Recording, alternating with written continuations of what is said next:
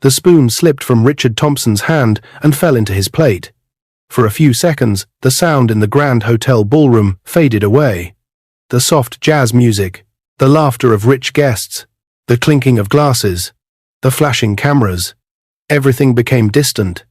Richard's eyes were locked on one spot across the hall.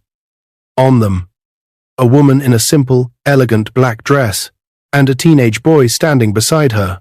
The woman's hair was packed in a neat bun. Her skin glowed softly under the golden lights. Her eyes were calm, but there was a quiet sadness in them. Richard knew that face. He could never forget it. Amara, his ex-wife. But that was not what made his chest tighten like a fist. It was the boy. The boy had the same deep brown eyes as Richard, the same sharp jawline, the same dimple on the left cheek that only appeared when he tried not to smile. Richard stared at him like he was staring into a mirror from the past. This is not possible. His heart began to pound painfully. Beads of sweat formed on his forehead, even though the hall was cool. Someone at his table laughed and tapped his shoulder. "Richard, your speech was perfect," a senator said with a smile. "You have really outdone yourself tonight." Richard forced a small nod, but he did not hear a word. His world had shrunk to the other side of the room, to Amara. And the boy who looked exactly like him. The boy turned slightly, and the light hit his face in a new angle. Same nose, same eyebrows, same way his lips pressed together when he was nervous. Richard's fingers trembled. A sharp thought cut through his mind. How old is he? The boy looked about 13, maybe 14. 13 years. Exactly the number of years since Amara walked out of his life. Since the day their marriage broke. A loud wave of applause rose in the hall as the MC cracked a joke, but Richard barely noticed. His vision felt blurry for a moment. He blinked hard. Amara's hand suddenly brushed the boy's arm as if she was trying to keep him close. Her eyes lifted, scanning the room. Then she saw him. Her smile died, her body went still. For a brief second, it was as if time froze. Richard's heart dropped to his stomach. Amara's eyes widened in shock, then in fear. Her hand tightened on the boy's sleeve. She leaned slightly toward him, whispering something the crowd could not hear. The boy followed her gaze. His eyes landed on Richard. Their eyes met. The boy frowned, confused. He tilted his head a little, as if he was seeing something strange and familiar at the same time. Richard's chair scraped loudly against the floor as he stood up. People at his table turned to him. "Richard, are you okay?" one of his business partners asked. But he did not answer. His legs felt weak, but he forced them to move. One step, another step. Every step toward them felt like walking through heavy water. In his mind, flashes of the past started to rush back. 13 years ago, he had stood in another beautiful room, shouting words he wished he could swallow back. "Are you cheating on me, Amara? Tell me the truth." Tears had rolled down her face. "Richard, I am not cheating on you," she had cried. "Someone is lying to you. Why won't you believe me?" But his anger had been louder than her pain. He remembered the broken glass on the floor, the fear in her eyes, the way her hands shook as she picked up her small suitcase. "If you walk out of that door," he had said in a cold, hard voice, "you are no longer my wife." She had stopped at the door and looked back at him with eyes full of heartbreak. "You will regret this," she had whispered. "Not because of me, but because of what you are throwing away." Then she had gone. Just like that. And he had let her. The next week, their divorce papers were signed. No child, no visit, no second chance. At least, that was what he had believed.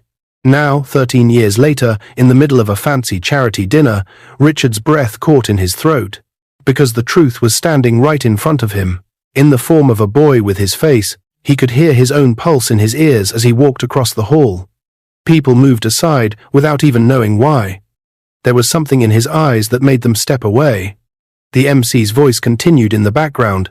"And tonight, we celebrate hope, second chances, and the power of helping children in need, second chances." The words stung. Richard's eyes never left Amara and the boy. As he drew closer, he saw that Amara's hand was now gripping the boy's wrist tightly, like she wanted to protect him from something, or someone. From him. Guilt pricked his heart. He stopped just a few steps away from them. They stood near a tall glass window with the city lights of Lagos shining behind them like 1,000 tiny stars. For a moment, no one spoke. Amara's lips parted, but no sound came out. Her eyes were glossy, as if she was holding back tears. The boy looked from her to Richard, then back again. What are you doing here? Amara finally breathed, her voice barely louder than a whisper. Richard let out a shaky, bitter laugh. This is my event, Amara, he said quietly. The question is, what are you doing here? Her face tightened. I was invited, she replied, by the foundation. Not by you. He swallowed hard. Of course. His foundation helped widows, orphans, and families in need. His team sent out invitations every year. He did not see every name, but his mind was not ready to follow that trail. His eyes moved slowly to the boy. What is your name? Richard asked, his voice softer now, almost afraid. The boy hesitated. Amara stepped slightly in front of him, like a shield. Richard, please, she said, her voice shaking. Not here. Not like this. Hearing his name on her lips after so many years did something strange to his chest. He ignored the ache and took a breath. Is he your son? Richard asked. The hall suddenly felt too quiet. Some guests nearby were starting to notice the tension. A few had turned in their seats. A camera flash went off in the distance, catching Richard's face from the side. Amara's eyes closed for a second. When she opened them, Richard saw something inside them. Fear, pain, and something else, something like anger, mixed with love. Yes, she said slowly. He is my son. The words cut into him like a knife. Her son. Not our son. Richard's throat felt dry. How old is he? He asked. Richard, she began. How old is he? His voice came out louder than he planned. A few heads turned sharply in their direction now. The boy flinched. He looked up at Amara, then at Richard. I'm 13, sir, the boy said quietly. 13. The room seemed to spin for a moment. Richard gripped the edge of a nearby table to steady himself. 13 years. The same number of years she had been gone. The same number of years he had lived with anger and loneliness. His eyes burned. He looked at the boy again. What is your name? He asked. The boy opened his mouth, but Amara touched his arm quickly. Richard, please, can we talk somewhere private? She whispered. This is not the place. There are cameras. There are people. Please. He shook his head. I have been in the dark for 13 years, he said, his voice breaking. I think I deserve at least a name. The boy took a small step forward, gently moving away from his mother's hand. There was something brave in his eyes now, even though he was scared. My name is Richard. A voice called from behind. Everyone turned. Richard's personal assistant rushed toward them, his face pale, a phone in his hand. Sir, I am so sorry, he said, breathing hard. But there is a video. It just went online. It is already going viral. Richard frowned. What video? The assistant swallowed. It is about her, he said, glancing at Amara with guilt. And about the boy. And about you. He turned the phone screen toward Richard. On the screen, a paused video showed Amara standing in front of a small old house with the boy beside her, tears in her eyes, talking into a microphone. The title on the video made Richard's heart stop. It read, For 13 years, he abandoned his own son. My truth about billionaire Richard Thompson. The assistant's voice shook. Sir, the whole country is watching this right now. The phone stayed frozen in front of him. The hall felt like it was closing in. Amara's face crumpled. Richard, I can explain, she started, her voice breaking. But before she could finish, a loud voice from one of the tables shouted, Is it true? Did you abandon your son, Richard? Chairs scraped, cameras turned, people stood. The perfect charity dinner began to twist into chaos. Richard's fingers clenched around the phone as he stared at the screen, then at Amara, then at the boy who looked exactly like him. His voice was low, rough, and full of hurt. Amara, he whispered, what did you tell the world about me? Her eyes filled with tears as she opened her mouth to answer. And then a reporter with a microphone pushed through the crowd and pointed it straight at Richard's face. "Sir," the reporter said loudly, "is this boy your son or not?" The whole hall went silent. Every camera, every eye, every phone was waiting for his answer. For a long moment, Richard could not speak. The reporter's microphone hovered inches from his face. Camera lights beamed at him. Guests leaned forward in their seats. Some stood on their toes, others whispered loudly, waiting for the billionaire's reaction. Was the teenage boy his son? Was the viral video true? Had Richard Thompson, one of the country's most respected men, abandoned a child? Richard's lips parted, but no words came out. His heart felt heavy as the night Amara walked away 13 years ago. Suddenly, Amara stepped in front of her son, her hands shaking, her breath uneven. "Stop filming him," she shouted at the reporter. "He is a child, not a story for your headlines." Her voice echoed across the hall. Someone recorded that too. Someone always recorded everything. Richard stared at her, confused and angry. Why did she sound protective? Why did she sound scared? Why did she speak like she was trying to protect all three of them from something darker? He tried again to speak, but nothing. It was the boy still standing quietly behind his mother who broke the silence. His small voice trembled as he whispered, "Mum, is he my father?" Gasps filled the hall. Amara closed her eyes tightly, as if the question pierced her. Richard felt the world tilt. His chest tightened to the point it hurt. He looked straight at Amara. "Answer him," Richard said softly, too softly for a billionaire known for his power. "For once, tell the truth." Her eyes shot open. Pain flashed in them. Her lips quivered. But she didn't answer. She couldn't, and that silence said more than words ever could. The crowd erupted. Some guests whispered, "He looks just like Richard." Others said, "This is unacceptable. How could he hide a child?" And some murmured, "Poor Amara. Maybe she suffered." Camera flashes turned the charity dinner into a battlefield of light and noise. Richard felt anger spike in his chest. Not at the boy, not even at the crowd, but at Amara.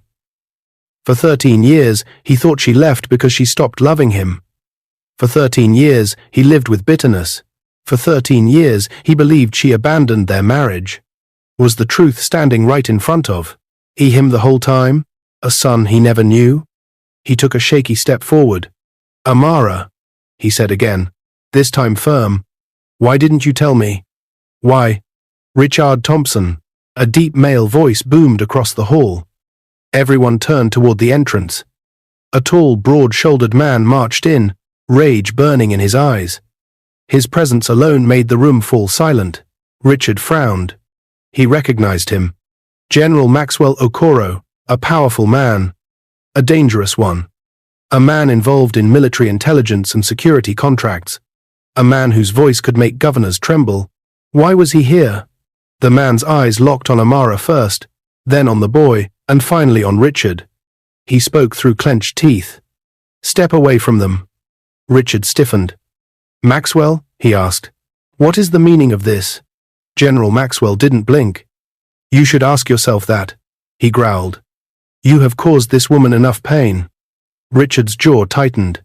"She kept my son from me." "You don't know anything," Maxwell snapped. "Nothing." The boy stared at the general with wide eyes. "Mum, who is he?" Amara swallowed hard. "Maxwell, please," she whispered nervously. "Not here." Too late. The hall was already drowning in attention. Maxwell's fists tightened. 13 years ago, he said loudly. "You destroyed her life with lies you believed from your evil cousin. Lies that nearly killed her." Richard froze. "What lies?" he demanded. Amara let out a shaky breath, panic rising in her eyes. "Maxwell, stop." "No," Maxwell said sharply. "He deserves to know. The world deserves to know." The boy looked between them, fear increasing. "Mum, what's happening?" Amara pulled her son close and held him tightly. Her whole body trembled. Maxwell continued, voice rising. "That year, after you accused her of cheating, someone sent men to attack her while she was leaving your mansion." "What?" Richard's voice cracked. They beat her, robbed her, and warned her not to return unless she wanted to die. They said they were sent by your family." A loud gasp swept across the room. Richard's eyes widened in horror. "That's a lie," he cried. "No one in my family would." "He nearly lost his child that night," Maxwell shouted. The hall fell into dead silence. Richard felt something cold grip his spine. His voice dropped to a whisper. "Child? You mean she was already pregnant?" Amara's tears spilled over. Her hands covered her mouth. Maxwell stepped closer, face hard. "Yes, she was carrying your son. She almost lost the pregnancy because of the attack." The room erupted into chaos. Guests screamed, reporters rushed forward. Cameras flashed non-stop. Richard's mind went blank. Amara had been pregnant. She was attacked. Someone warned her never to return. She almost lost the baby. She left not because she wanted to, but because she had no choice. He staggered backward, nearly losing his balance. "No," he whispered, voice cracking. "No, that can't be true. Why didn't she tell me? Why didn't she call? Why didn't—" "She tried," Maxwell barked. "She sent letters. She tried to visit you. She asked lawyers to talk to you. But every message disappeared. Every attempt was blocked. Someone around you made sure she never reached you." Richard's stomach twisted violently. "Blocked? Hidden? Who would?" "His cousin. His cousin who worked closely with him at the time. His cousin who always hated Amara. His cousin who said, 'She is not good for you, Richard.' His cousin who pushed for the divorce. His cousin who always seemed too eager to control everything." Richard felt like the ground was shaking. Everything he knew was wrong. Everything he believed was twisted. Everything he blamed Amara for, she suffered even more. The boy, shaking, clutched his mother's hand. "Mum, is all this true?" he whispered. Amara broke down completely. "Yes, baby," she sobbed. "I wanted to protect you. I wanted to keep you safe." Richard's chest tightened so painfully he could barely breathe.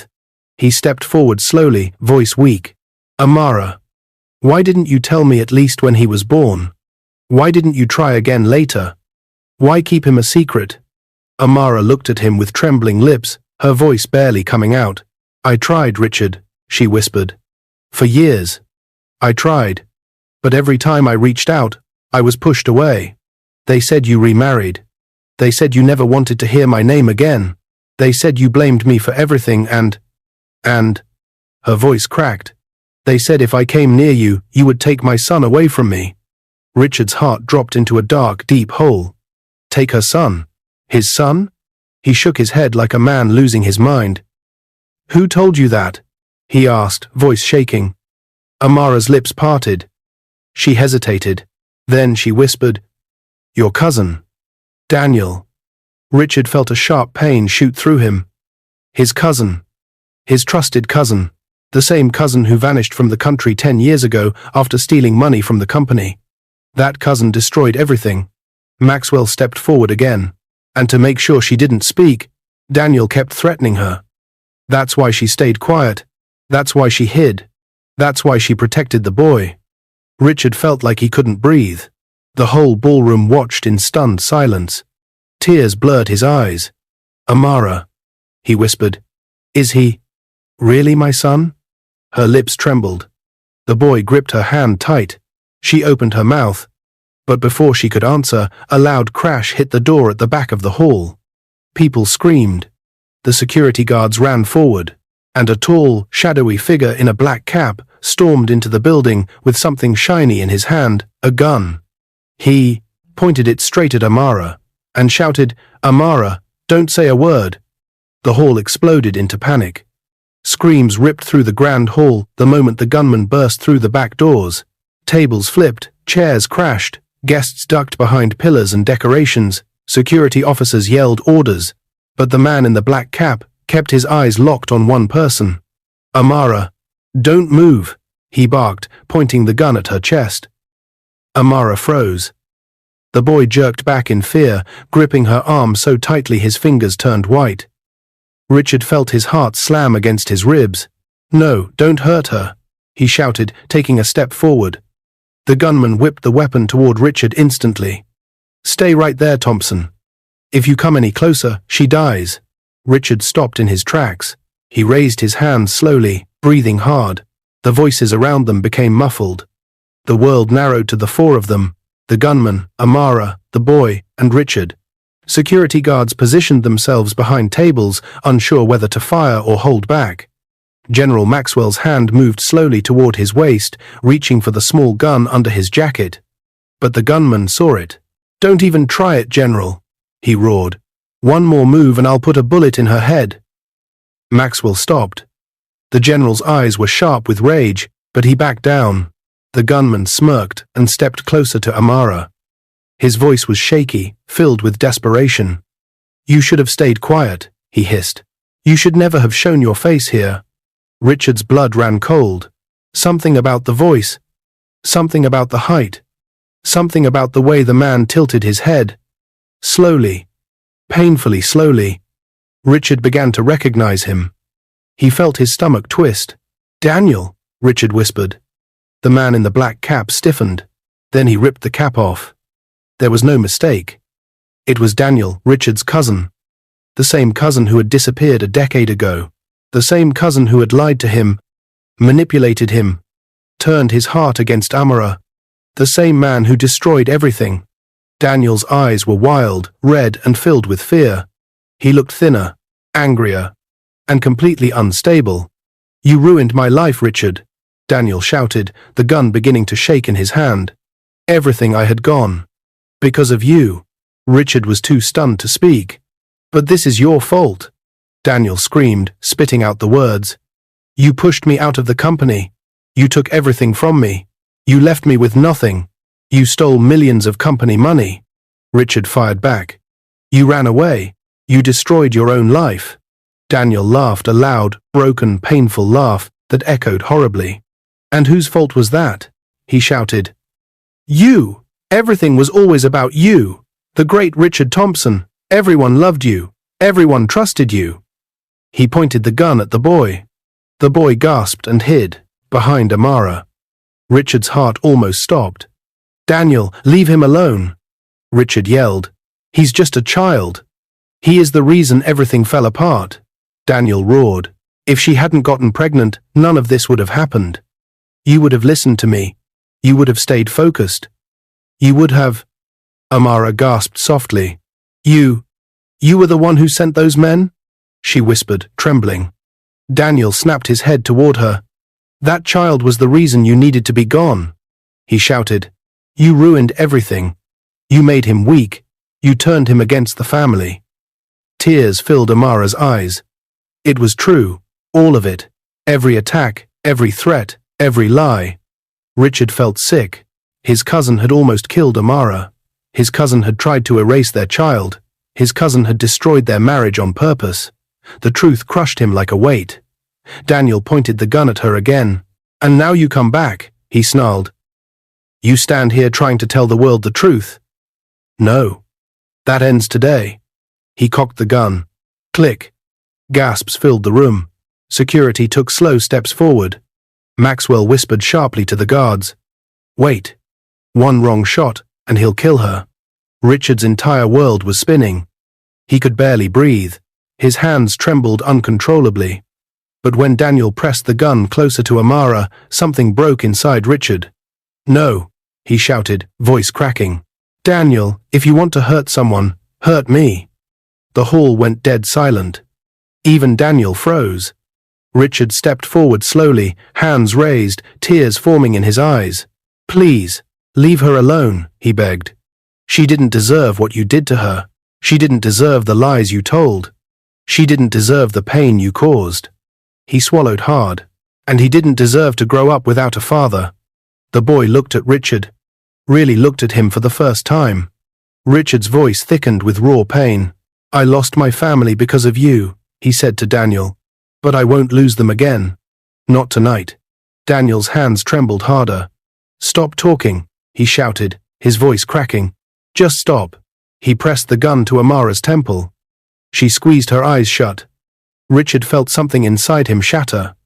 Tears blurred his vision. He took one more step. I'm begging you, he whispered, voice trembling. Don't hurt her. Don't hurt my son. Please, Daniel, please.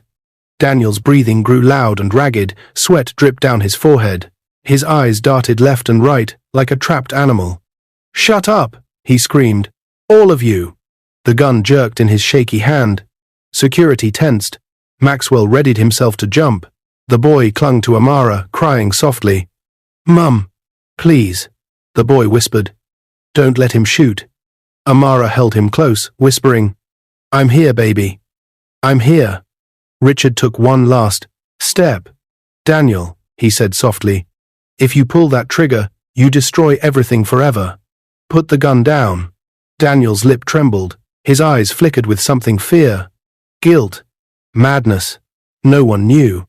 Suddenly, the boy stepped out from behind his mother. Everyone gasped. Daniel, the boy said weakly, why do you hate me? What did I do? Daniel's face cracked. He was shaking uncontrollably now. You shouldn't have been born, Daniel whispered. The boy's eyes filled with tears. Richard's heart tore apart. Put the gun down, Richard said again. Daniel's breathing grew louder, faster, broken. His whole body trembled violently. And then, suddenly, a loud bang echoed through the hall. Everyone screamed. Amara dropped to her knees. The boy fell beside her. Richard's heart stopped.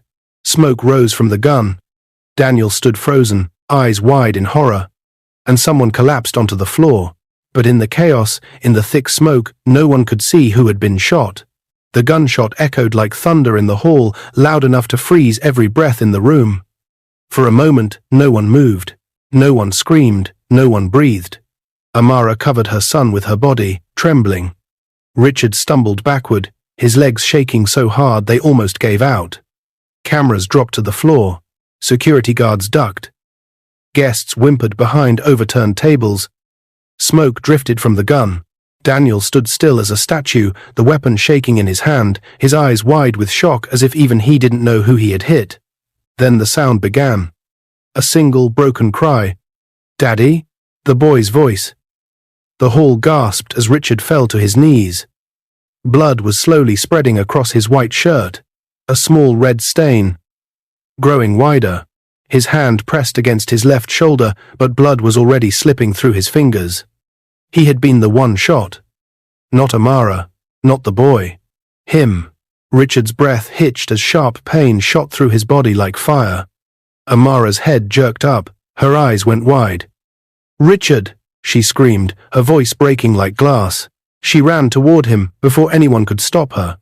The boy scrambled after her, crying. The hall exploded into chaos. Security dashed toward Daniel. Some guests tried to flee through side exits. Cameras began recording again, shaking from the panic. But Amara didn't see any of it. She slid to the floor beside Richard, her hands grabbing his cheeks. No, no, no, she cried. Stay with me, don't close your eyes. Richard tried to smile through the pain. I told him, he whispered, barely able to speak. Hurt me, not you. Tears streamed down Amara's face. You shouldn't have jumped in front of us, she cried. Why would you do that? Richard blinked slowly. For you, he whispered. For him. The boy knelt beside Richard and grabbed his hand with trembling fingers. Sir, don't die, please, he sobbed. Please don't die. Richard tried to lift his other hand, but winced in agony. You called me Daddy, he whispered. The boy froze. His eyes widened with shock and embarrassment. I didn't mean I was scared, he stuttered. But Richard squeezed his hand weakly. You can call me that again, he said, tears forming in his eyes. I won't mind. Amara broke down hard, sobbing into her palms. Behind them, Daniel was tackled to the ground by 3 security officers. Let me go! Daniel screamed. It was an accident. It was an accident. General Maxwell stood over him, fury burning in his eyes. You aimed a gun at a mother and child, he growled. You will never see daylight again. Daniel spat bitterly. He ruined everything, all over again. Maxwell didn't respond. He just shoved him harder into the floor as handcuffs snapped around Daniel's wrists. Meanwhile, medical staff rushed in, kneeling beside Richard. "We need to stop the bleeding now," one shouted. "Prepare a stretcher," another yelled. But Richard only looked at Amara and the boy. The boy moved closer, wiping tears from his face. "Mum, is he?" Amara's chest tightened. "Yes," she whispered. "He is your father." The boy gasped quietly. His hands shook as he looked at Richard again, this time with a new kind of fear. Not fear of danger. Fear of losing something he never got the chance to have. "Dad," he whispered slowly, voice trembling. "Please don't die." Richard's heart clenched. His lips parted, but the words barely came out. "What's your name?" he asked softly. The boy sniffed. "Elijah," he whispered. "My name is Elijah." Richard felt a tear slide down his cheek. "Elijah," he repeated. "That's a beautiful name." The doctors tried to lift him onto the stretcher, but Richard grabbed Amara's wrist with surprising strength. "Don't leave." Again, he choked out. Amara's whole body shook. "I never wanted to leave," she cried. "I never wanted to take your child away. I never wanted this life. Please believe me." Richard's breathing grew shallow. "I believe you," he whispered. Elijah grabbed Richard's other hand. "Please don't die," Elijah begged. "I want to know you. I want my father." Richard reached shakily to touch Elijah's cheek.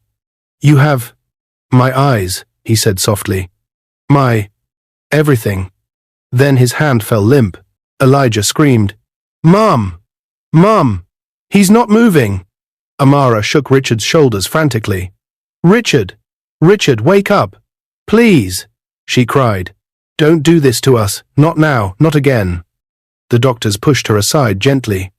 "He's losing consciousness," one shouted. "BP is dropping fast." Another yelled, "Move, move, move, we need to get him." "To the ambulance, now." They rushed the stretcher toward the exit. Amara grabbed Elijah's hand. "We must follow them," she said. "He needs us." But Elijah couldn't move. He stood frozen, tears falling onto the marble floor. "Mum," he whispered. "If he dies, is it my fault? Because of the video? Because we came here?" Amara knelt and pulled him into a tight hug. "It is not your fault," she whispered. "You did nothing wrong. But Daniel said he shouldn't have been born." Elijah broke into sobs. Amara cupped his face. "Listen to me," she said firmly. "You were the best thing that ever happened to me. Do you understand?" He nodded weakly, tears dripping down his chin. Maxwell hurried over. "Both of you," he said urgently. "Come now. They're taking Richard to the hospital." The hall was still in chaos, but people stepped aside as Amara and Elijah rushed out. They reached the entrance just as paramedics loaded Richard into an ambulance. His face was pale. His eyes were closed. His breathing was shallow. Amara let out a soft cry. "Richard, please fight." The ambulance doors slammed shut. The siren wailed. Red lights flashed across their faces. Elijah whispered, "Mum, is he going to die?" And before Amara could answer, a police officer ran up to Maxwell, panting heavily. "Sir, we just searched Daniel's car outside," he said. "And we found something. Something serious." Maxwell frowned. "What did you find?" The officer held out a small black device with wires. Maxwell's eyes widened. "No," he whispered.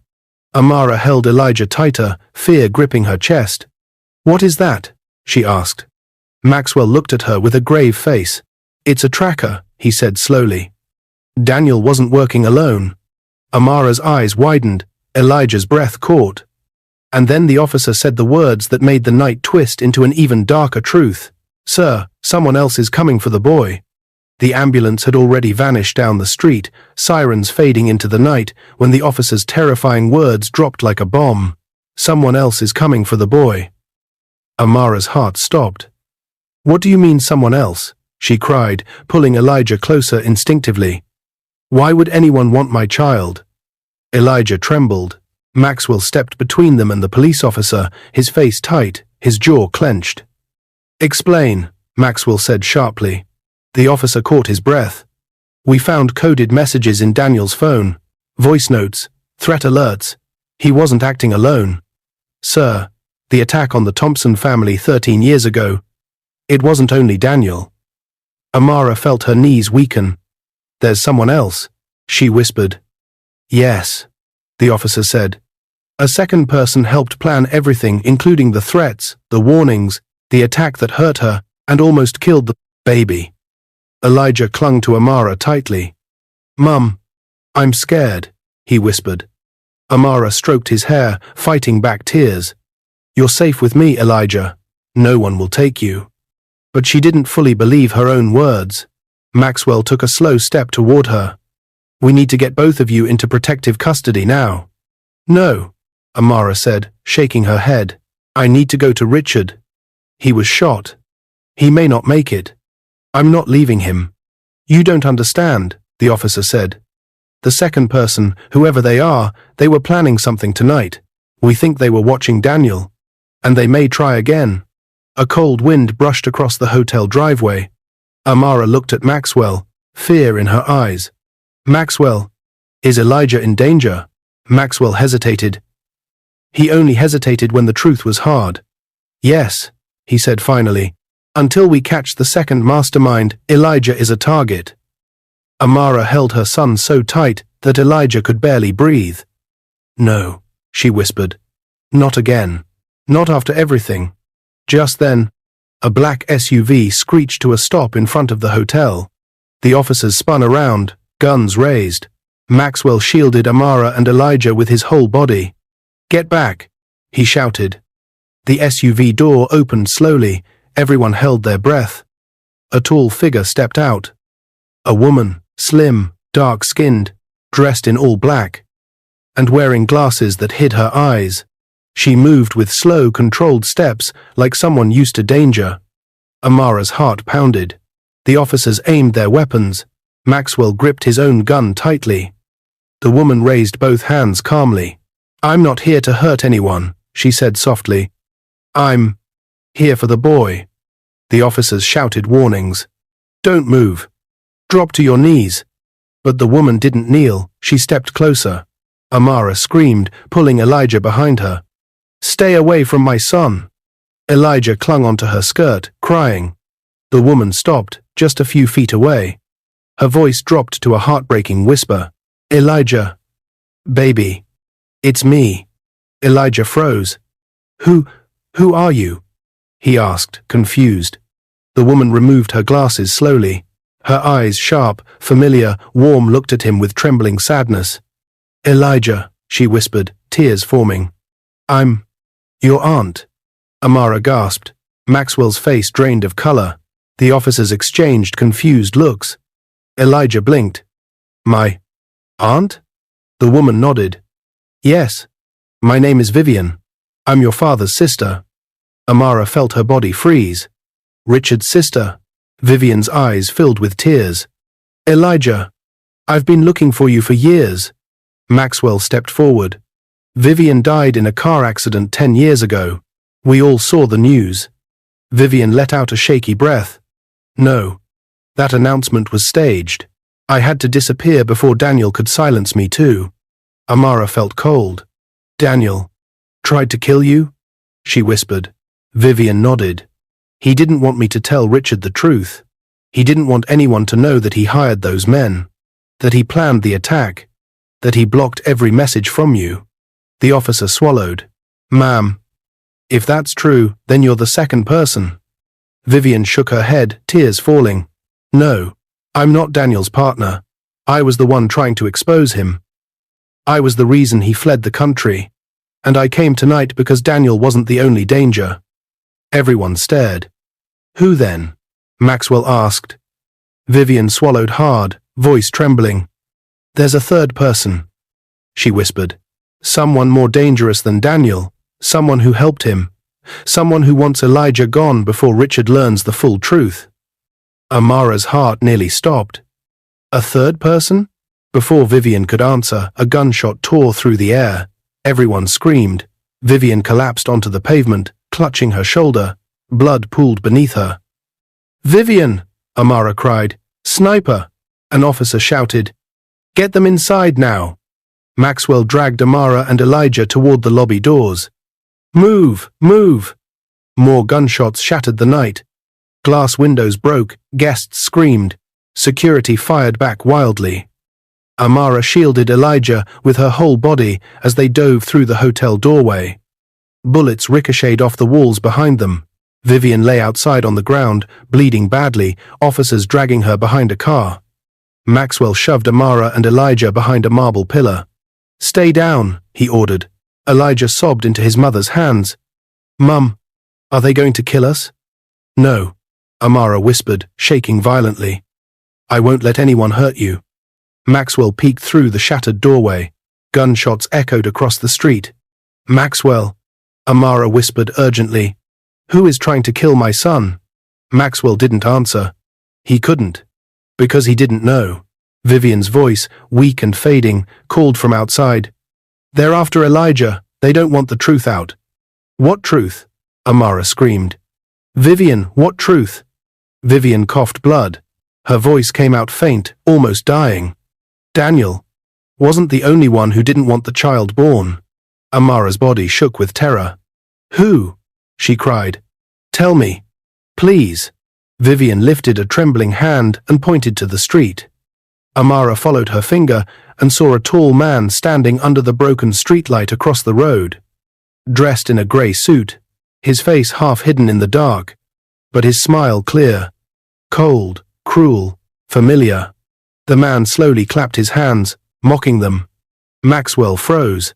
The officers froze. Even the air froze. Amara gasped, covering her mouth.